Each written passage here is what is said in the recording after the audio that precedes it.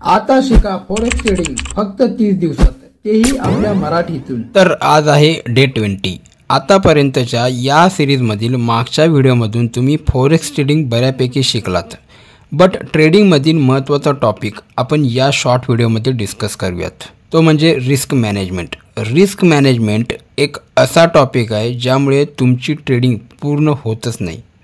तर या रिस्क मॅनेजमेंटबद्दल आपण समजून घेऊयात। सर्वप्रथम तुम्ही हे डोक्यातून काढून टाका की स्टॉप लॉसवर ट्रेडिंग करणे म्हणजे रिस्क रिवॉर्ड रिस्क मॅनेजमेंटला फॉलो करणे, असं अजिबात नाही। स्टॉप लॉस तर फक्त लाईव्ह मार्केटमध्ये आपली एक्झिट लेवल डिसाईड करत असतो।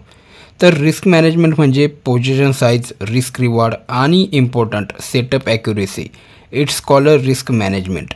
ट्रेडिंग करताना तुमचा रिस्क टू रिवॉर्ड रेशो हा नेहमीच 1:2 तरी निदान असलाच पाहिजे, ज्यामुळे तुम्ही लवकरच मार्केटमध्ये प्रॉफिट करायला सुरुवात करू शकता।